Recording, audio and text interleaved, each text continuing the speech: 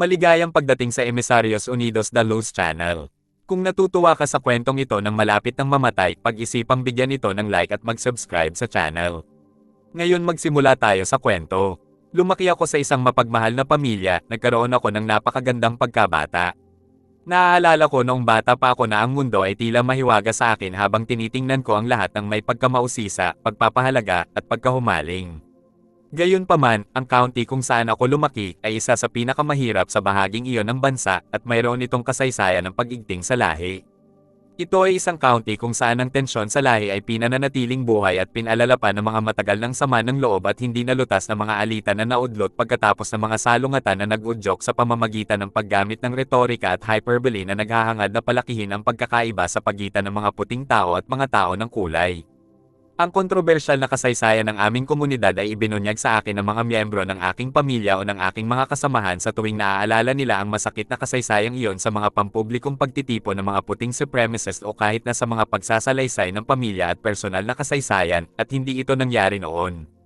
Matagal na ako mismo ang sumasalamin sa galit at pagkabigo ng mga taong nagkikimkim ng sama ng loob tungkol sa isang masakit na nakaraan. Habang pinapakain ko ang sarili kong galit at puot, pinigilan ko ang mga alaalang iyon ng kagandahan at kabaitan na ipinahayag ng mga pambihirang tao, itim o puti, na hindi hinayaan ang kanilang sarili na madapan ng galit at puot, at sa halip ay pinili kong paboran ang mapait na kaisipan. Ang aking puot ay naging talamak at nakaugat na kung kaya't gagamitin ko ang retorika ng puot ng lahi upang bigyang katwiran ang bawat negatibong kaisipan at damdamin, at gaya ng mahuhulaan ng isa, ang aking mga pakikipag-ugnayan sa mga puting tao ay magpapatibay lamang sa aking pakiwan na pagtatangi at pagkapuot sa kanila. Sa panahon ng aking mga taon sa kolehiyo, tinanggihan ko ang aking sarili ng mga sandali ng kagalakan at kaligayahan, o mga sandali na walang kabuluhan at walang hadlang. Mabilis kong iwaksi ang paniwala na ang aking puot ay isang nakakalaso na emosyon na pumapatay sa akin, kahit na umabot pa sa pagkumbinsi sa aking sarili na ang galit at puot ay ang mga mabubuting katangian ng pagkatao ng isang espiritual na nilalang. Huminto ako sa pagkain, at dumanas ako ng alta presyon, ngunit hindi ko kailanman naisip na ang aking karamdaman ay bunga ng aking paraan ng pag-iisip. Tapos nangyari isang hapon na inatake ako sa puso pauwi galing trabaho. Hindi ko inisip ito noong una, ngunit habang ang sakit ay nagiging mas matindi at naisalokal sa aking dibdib, naramdaman ko na may isang bagay na hindi tama. Inaasahan kong lilipas ang sakit, ngunit ang sakit ay naging matindi at ang aking paghinga ay hirap na alam kong ilang minuto pa bago ako mawala ng malay. Sa emergency room sa ospital, nahimatay ako sa isang gurney. Ang susunod na bagay na alam ko ay ang pagtingin ko sa ibaba mula sa itaas at ang mga tao ay lumitaw bilang mga bituin sa isang nasa lahat ng pook na kalangitan sa gabi. Pagkatapos ay biglang nagbago ang aking pananaw nang makita ko ang aking sarili na nakatingin sa aking katawan sa silid ng ospital. Ang isa sa mga babae sa silid ay kitang-kitang malungkot na naghihingalo na ako, ngunit hindi ko maintindihan kung bakit siya malungkot habang ako naman ay tuwang-tuwa sa karanasan ng gayong kagandahan at pagiging perpekto. Sa kauna-unahang pagkakataon sa aking buhay, hindi ako nalilito, wala akong sakit, at hindi ko pa naramdaman ang buhay na tulad ng naramdaman ko sa sandaling iyon habang pinasadahan ko ang aking patay na katawan. Alam ko rin na hindi ako nag-hallucinate, at alam ko na ang lahat ng naobserbahan kong nangyayari sa ilalim ko ay talagang nangyayari sa loob ng silid ng ospital sa mismong sandali ng aking pagmamasid. Habang nakatingin ako sa ibaba mula sa aking posisyon sa itaas, ang kaalaman tungkol sa kaluluwa, espiritu, at kamalayan ay ipinaalam sa akin sa isang bahanang impormasyon kahit na sa isang paraan na hindi napakalaki, at sa paraang madali kong naiintindihan. Uncannily, parang ako ang nagpapaliwanag sa sarili ko sa pamamagitan ng vocalization ng mga salita na ang lahat ay enerhiya. Mula sa aking mataas na kinatatayuan, ramdam ko na ang lahat ay pag-ibig. Pakiramdam ko ay konektado sa lahat at nararamdaman ko na ang lahat ay bahagi ng isang pagkakaisa na ang esensya ay pag-ibig. Sa napakagandang kalagayang iyon, nadama kong muli akong isang bata, ang batang iyon na tumitingin sa mundo ng may parang bata na pagkamangha, pagtataka, at pag-uusisa, at sa aking estado ng mas mataas na pagkamausisa, isang pag-unawa sa sagot sa bawat tanong na pumasok sa isip. Ay mad alien. Sa lugar na iyon ng mataas na kamalayan, wala akong maalala kung sino ako sa Earth ni hindi ko napag-isipan ang taong ako noon.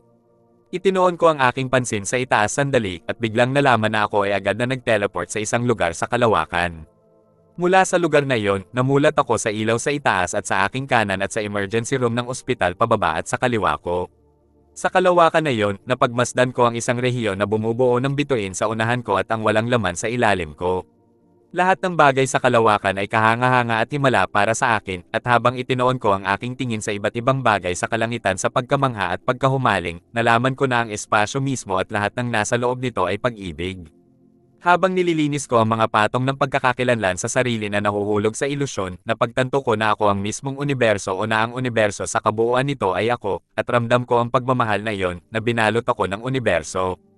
Ang sansinukob ay ang aking nakaraan, ang aking kasalukuyan, at ang aking hinaharap na pinagsama sa kasalukuyang sandali. Ang sansinukob ay ang agarang katuparan ng aking mga pangarap at hangarin. Tumingin ako sa itaas patungo sa liwanag ng Diyos, pagkatapos ay pababa patungo sa emergency room. Napagtanto ko na ako ay isang kumikinang na globo ng liwanag, at bilang isang globo ng liwanag, hindi ko pa naramdaman ang higit na buhay at higit na kamalayan. Naranasan ko ang kalagayang iyon bilang perpektong estado ng pagkatao, isang estado kung saan tanging kaligayahan, kapayapaan, kagalakan, at kagandahan ang umiiral. Ito ay isang estado na wala sa sakit na nauugnay sa makalupang pagkakakilanlan dahil hindi na ako ang tao o katawan na dati. Habang pinagmamasdan ko habang sinusubukang i-resuscitate ng mga doktor ang aking katawan, gustong-gusto kong makipag-usap sa umiiyak na babae kaya tuwang-tuwa ako na hindi ko naramdaman na mas buhay pa at hindi na kailangang malungkot. Nang makita ko kung ano ang ginawa nila para buhayin ang aking katawan, sumagi sa isip ko na talagang namatay ako noong araw na iyon, at ang pagkamatay ng katawan ay isang walang sakit na paglipat sa anyo ng sarili na espiritu.